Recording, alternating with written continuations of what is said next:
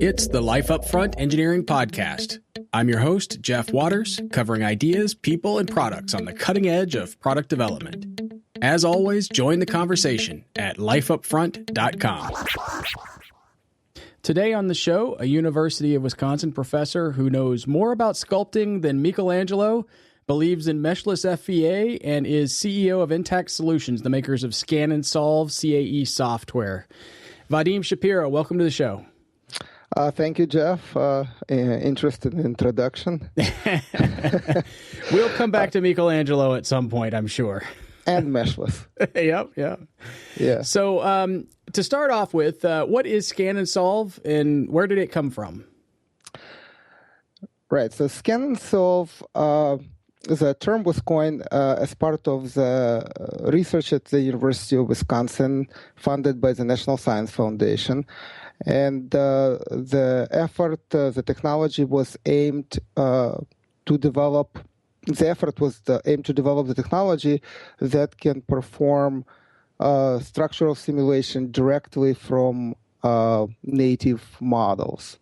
And the term scan and solve, in particular, the term scan, comes from the idea of scanning as a process which is kind of recognized as the geometry at a distance. And that parallels the way the technology that we developed works. It basically deals with geometry by computing distance to it. So that's kind of in a nutshell. And the other reason that scan and solve became a catchy term because one of the first demonstration of the technology was to apply it to scanned images and scanned data, which is very difficult to handle by other terms. So there is a double play here on the word scan.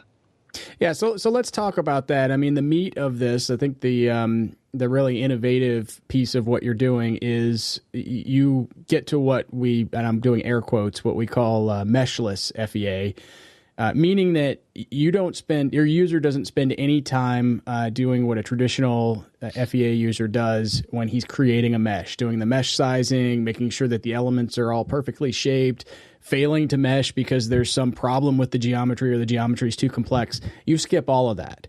And how is that possible? It sounds impossible. Right. Well, so first I want to make a small correction. I have somewhat of objection to the term meshless because to many people, meshless sounds like, a bit of magic. And people say, it's not sugarless, it's sugar-free. So the same thing kind of go with meshless. I don't really know if we want to get rid of mesh. Mesh is a good thing because lots of computations are done on a mesh. For example, when you integrate and sample, you tend to do things on a regular grid. That simplifies computation, streamlines, allows to do it in parallel and more efficiently. So mesh is a good thing if you can have it. What I object to is the idea that you have to take your geometric data and convert it into some artificial mesh. That is the problem that causes lots of headache to users and costs a lot of money. We spent millions of dollars on meshing. So the idea here is not to get rid of mesh, but use the mesh in a way which does not restrict or forces user to spend any kind of manual pre-processing. So instead, the idea behind our technology is that not to get rid of mesh. The mesh is there. Just user doesn't see it. It's a mesh of space. You can think of it as a three-dimensional graph paper. It's a grid. It's there. And we will use it anytime we need to use it to do things efficiently, computationally. But what we also want is to use the original native geometric representation, wherever it's coming from. There is almost, if you like, a philosophy here, a very, very strong belief that the geometric data was created in the format it is in for a good reason. If it comes from a scan, it could be a cloud of points. which may be later reconstructed by triangulation. If it comes from medical imaging, it's going to be a CT scan. If it comes from boundary representation from design, it's going to be represented by B-splines, NURB surfaces, and so on and so forth. In each case, that representation is there for a reason. The authoring system, the user or the CAD system, chose that format representation because it's the best choice for that application. And so now you want to know how that shape performs, whether it's structural analysis or heat transfer or some other kind of analysis. The idea that you need to convert it into something else really is counterproductive because all the information is already there. So if you know what shape is and where it is, you should be able to analyze it in the native format simply by querying it for information about, where points are, how far you are from distances, where the boundary conditions, restraints, say loads, and so on are specified. So that's the philosophy behind the technology of scan and solve. Well, so to be clear, you're right, and I put meshless in air quotes because there is a discretization happening still, just like what you would expect from a lot of other sorts of simulation tools. But, describe the difference, so here's what happens, right? So somebody has what looks like a fairly simple part, and there are two surfaces that run parallel to each other, and there's a little space between the surfaces in a flat area. So they may only be a millimeter apart, those two flat surfaces, and they're connected by a very thin flat surface. Now, that simple little problem drives a lot of meshers absolutely berserk because, they have to somehow resolve that thin area that's right next to a very large area. And the users of the software will spend a lot of time trying to make sure they can fix that. You're saying that while you are discretizing the domain, that's not a concern at all for the user. I wouldn't say it's not a concern. I would let me explain what happens. So, in scan and solve, you have basically a discretization of space, and your geometry is included in that discretization, right? So, the at runtime. So when you're solving, actually, what I refer to as scan process basically forces or modifies that discretization of space, that grid, that mesh, if you like, to adapt to geometry. So you have a lot of control. First of all, if you have discretization of space, it happens at some resolution. So if you take very coarse resolution, obviously, you're simply going to miss a lot of small features, which may be okay in many situations. That's a lot of times what you're striving to do when you're cleaning up geometry. But exactly. So that problem just goes away because what happens is that you sample geometry or compute your points, distances, and so on, certain resolution. And if your resolution is higher than this is what essentially is noise, you simply will not see any of it, and you still get a lot of decent results. So, for example, when we did analysis of statue of David, that statue had somewhere, depending what resolution you use, between 500,000 to 2 million triangles. Very, very noisy surface. If you try to mesh it, it's just going to be a disaster because you're going to have basically, billion or so elements there. So it works great in situations like that. Also in situations where the geometric model itself is imperfect, which usually it is. So in all of these cases, that process gives you great advantage. But the reason I want to be cautious about it is, of course, you can easily construct situations where small features are actually important and they need to be resolved, in which case you will miss these features, right? So there is no magic there, except in this case you have to use the standard techniques from error analysis. It's the same techniques as in finite element analysis because what we have essentially is a finite element analysis. So you just want to be careful. So simplify a lot your ability to deal with small features, but it's not a snake oil. Right. So you mentioned your work on Michelangelo's David, which I referenced at the beginning of the podcast. So that was, I think that was what, two years ago, maybe longer. But that was the first time that I heard of Scan and Solve. You got a lot of press from that, and it is a really, really good example, I think, of where your product would be very useful. So trying to get a good mesh on scan data like that. Could be very difficult just because there are so many surfaces and little noogies in there. So could you talk a little bit more about your how you got involved with the David project? It basically, when we developed the technology at University of Wisconsin, we were looking for something that we can demonstrate the technology on, and we've shown it on lots of mechanical parts, complicated parts, but and you can show that you can get same results, but that doesn't excite anybody. So we wanted to find something which is important enough and yet cannot be handled by traditional finite element method. And so the structural analysis of David, just to be clear, was already done by other people using ANSYS, actually. They were investigating the cause of cracks in David. In order to do that, they basically took the statue of David and massaged it to the point, well, I would say almost beyond recognition, because by the time it was simplified and fixed and repaired, it was very, very coarse polyhedral model. But they got, scientifically, they got confirmation of why the cracks appeared in David, which was interesting, actually. They appeared there because David apparently was, the foundation under David settled for about 20 years, a few hundred years ago, and it was standing off the vertical by 3 degrees or so. So it was kind of interesting.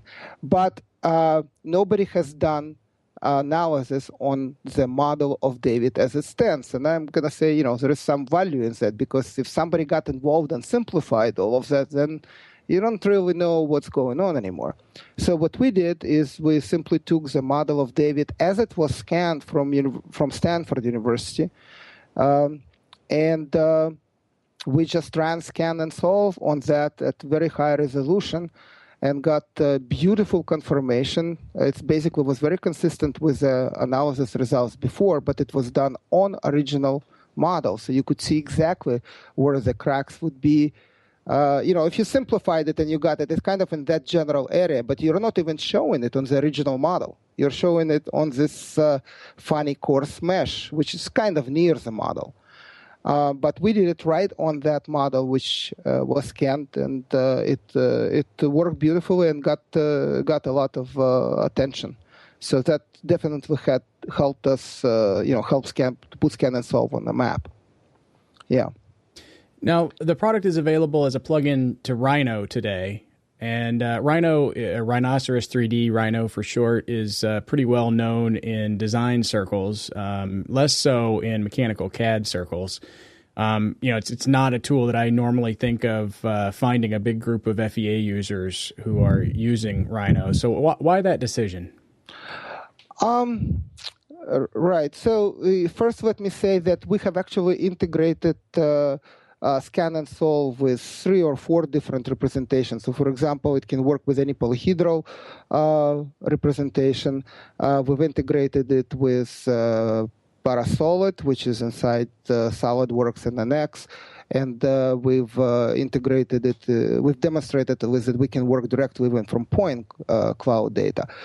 So technologically, you can integrate Scan and Solve with just about anything, because, as I said, really, the only thing it needs from the modeler is the ability, or from data, is the ability to handle kind of point and distance queries. So it's a point in, on, out, how far are you from here or there. If your system supports that, then we can integrate with that. So given that, the question of which product to release, that's an entirely business decision. It's not a technological decision. And Rhino has the distinction exactly that you point out, where you have very large number of users. I'm not sure what the installed base is, but maybe I'm going to guess somewhere in the neighborhood of 600,000-700,000 people, without any good solution for finite element analysis, because large traditional vendors are not focusing on that community. Yet that community includes thousands and thousands of engineers, industrial designers, marine designers, architects, all of whom are really, really interested and desperate almost for structural analysis. But what's available on the market is simply beyond their capabilities, because the tools are very expensive, they require expert use, and they simply don't have really a lot of alternatives. So for us, it provided a very good entry point, and McNeil and Associates is a wonderful company to work with. They're very friendly and helpful in developing the plugin mentality and helping users to reach out their users and tell them about the new product. So that it has been very satisfying experience, but the technology is available for other users, and it will be. You will see it available in other users. I think that requirement that you just listed, that whatever environment you want to integrate this technology into, just needs to have the ability to do search queries on distance from a point to a surface to know if you're inside or outside. And I think that's easy for any 3D graphical tool, correct? I don't know if graphical, because the idea of knowing inside from outside requires the notion of a solid. So you can't do structural analysis on a picture, right? You need to have the idea of a correct model, at least as far as the authoring system is concerned. But most of the things that we are doing today, pass this requirements in one form or another. But of course, if you just have a bunch of surfaces and you look at it and you say, oh, I have a solid somewhere there, but your system is not able to determine the inside, to distinguish the inside from outside, then you don't have a good enough model to ask structural analysis questions. If you cannot compute volume, you cannot do structural analysis. Let's put it this way. Well, I guess my point is what you've written here is embedded in Rhino now, but it would be fairly straightforward to do the exact same kind of integration with any preprocessor out there from a CAE company, any CAD tool, any kind of a 3D geometry tool. Absolutely. In fact, let me tell you that from the time we decided to integrate with Rhino to the time that we had the beta or the pre-beta, whatever trial version released, was about 3-4 weeks. Oh, wow. Okay. Of course, then it took a lot of time to fine-tune and to develop it in what it is now, because there's lots and lots of things there now. And if your modeler provides additional functionality, of course, that simplifies a lot of things, and you can make things faster, and so on and so forth. And so Rhino is a very nice engine. So it really is, the main limiting factor is really a business decision more than anything else. Well, what classes of problems can you solve today? So it's a structural analysis tool. I assume linear statics. What all can it handle? Okay, so now we have to distinguish the technology from commercial offering again. So what we have right now is just very simple as a product. The only thing we have released so far is linear static analysis. We haven't done anything else simply because in the market we're in, as you know, in general, probably 70 to 80% of all analysis done is linear static analysis. But in the market we're in, the users, the majority of the users are really not expert users, And that's the first thing that they want to do. So until we kind of can serve that community really well, we're probably not going to start introducing new commercial offering in that area. Having said that, Scan and Solve is based on a very well-known mathematical approach. And in university environment, through the research, we have shown that you can solve pretty much any finite element problem. So in other words, it's not really some kind of specialized new technique. It's a very general purpose extension of a finite element analysis technique. So any finite element analysis can be enhanced with Scan and Solve to liberate it from necessity to conform to detailed geometry. So that's how you should think about it. So there's really two aspects. There's two sides to your story, and people will look at the website for Scan and Solve and say, okay, a meshless FEA structural analysis tool. That sounds exciting, but that's not actually the real story. I think the real story is that there is a solver that you're offering today, but that solver could have come from anywhere. The stress analysis solver that you've started with. But the point is that this ability to discretize a domain using the Scan and Solve process can be tied into any kind of stress analysis solver. So something like, one of the high-end solvers from MSC or ANSYS could be configured to work with this process and avoid the meshing step. Absolutely. It is what we have here is a demonstration of a very powerful interoperability solution. So this has been a holy grail in the CAD CAE for a long time, where you want to really seamless integration. So I mean, this word sounds almost shallow because they've been used for such a long time without really achieving that goal. But what we really do have interoperability in the sense that analysis engine does its own thing. And what it does is pretty much standard finite element analysis, step-by-step solution. But whenever it needs geometric information, it basically goes and asks geometric modeler to answer that, to provide that information for it. So they talk to each other at runtime. And so you can, in principle, make any geometry talk to any analysis by applying the same technology and the same principle. And what is very satisfying is that it's not a one-off solution. It's not a hack. It's not a trick. It is based on a sound mathematical theory, which has been proved. It's theoretically sound, experimentally verified. It's a very, very powerful tool. Yeah. So and, I'm hoping we're going to be. I know we're going to be doing many more exciting things with it. Yeah. Yeah. So that's my next question, I guess. Right now, you are a small company, relatively a few employees. Where do you want to take the company or the product? I mean, how do you see this growing and rolling out? Well, as a university professor and as a researcher, I have a lot of ambitions for the technology.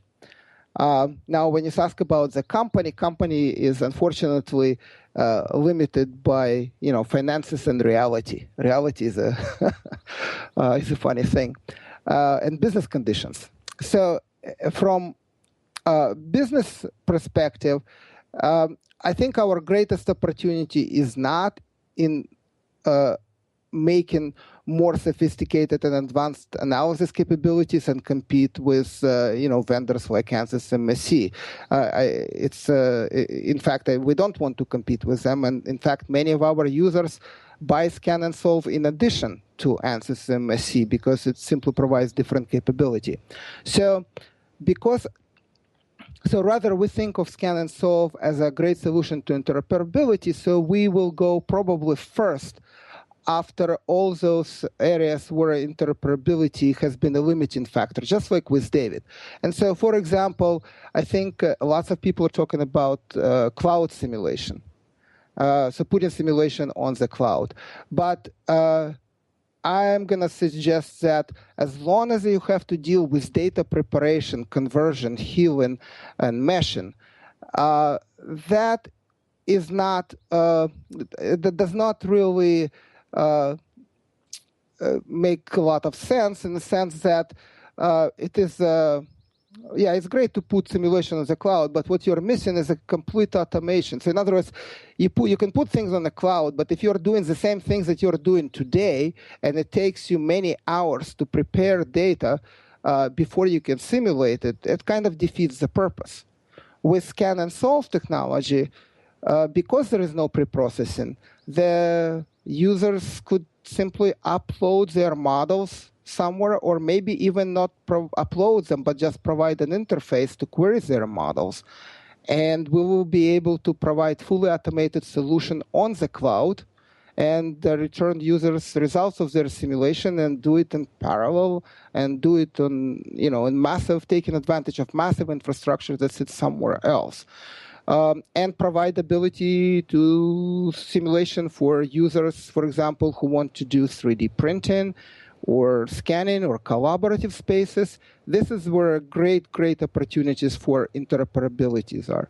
I also see extending scan and solve capability to other non-traditional representations where the preparation and conversion and healing process, just kills the whole thing. For example, if you deal with medical devices or implants, or by the time you go from scan to finite element mesh, it takes much longer than simulation takes. It just doesn't make any sense.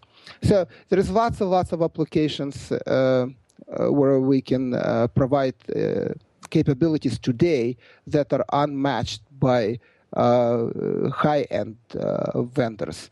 And in parallel, we are also going to be developing capabilities to do analysis on in situations where, again, traditional FEAs are very difficult to perform. For example, composites.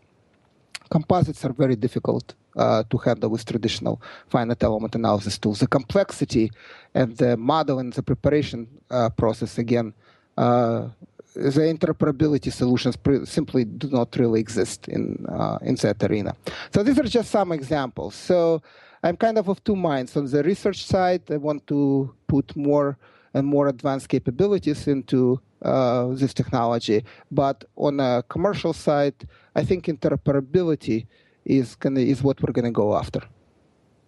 Yeah, it sounds exciting. I see a lot of potential there. I think you made an important point there. If you're just going to take the same process that you're doing today and put it up in the cloud, and that process includes a lot of geometry cleanup and, sort of manhandling the geometry and trying to smooth it out and fix it, just to get it into a shape that is possible to mesh, and then meshing it. Maybe that doesn't make sense to do all of that in the cloud. Maybe it's more efficient to do it locally. But then if you can skip all of that, then, that cloud solution starts to look a lot better. But I think even just for, let's call it a here on Earth, not in the cloud solution, just being able to avoid that headache in a traditional tool would be fantastic. That's right. A lot of cloud solutions are really focusing on the workflow because they have to. There is no ability really, drop my model and give me the results. So there are several interesting possibilities also associated there. One of the ideas is that one of the reasons to put things on the cloud is that not to force people to buy a system which they will use occasionally. And again, if you are not going to do something, all the time and only occasionally, you certainly don't expect a very long, complicated process. So it's all about, I think, interoperability and accessibility. And I think in many ways, scan and solve is a breakthrough technology, and doesn't seem to be anything else out there that comes even close to providing that capability. Yeah, so we're very excited about the future, I think. Yeah. Well, Vadim, how can people learn more about Scan and Solve? Maybe get a trial or purchase the product. Where should they go? Oh, so the simplest place to start is www.scanandsolve.com. And if they go there, they will see it's a network of Rhino users. It's not moderated, so you can see the comments that people post, the examples that they post, the discussions. But they can also get a free evaluation copy. It's fully functional for a week for Rhino.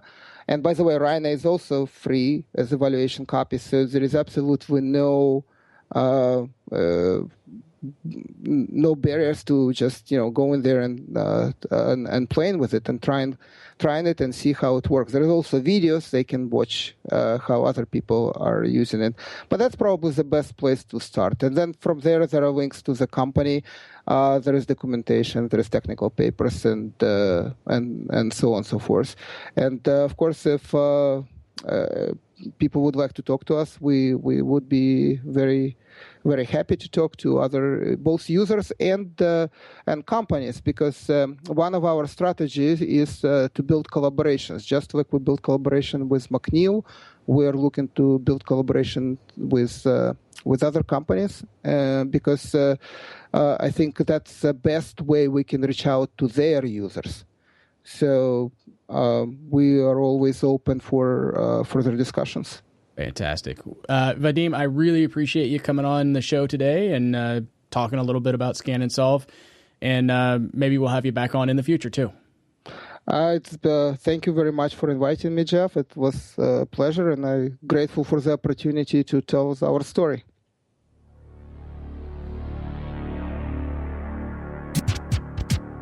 That's all for this episode. Thanks for listening to the Life Upfront Engineering Podcast. Visit lifeupfront.com to comment and connect with me on Twitter, Google+, and LinkedIn.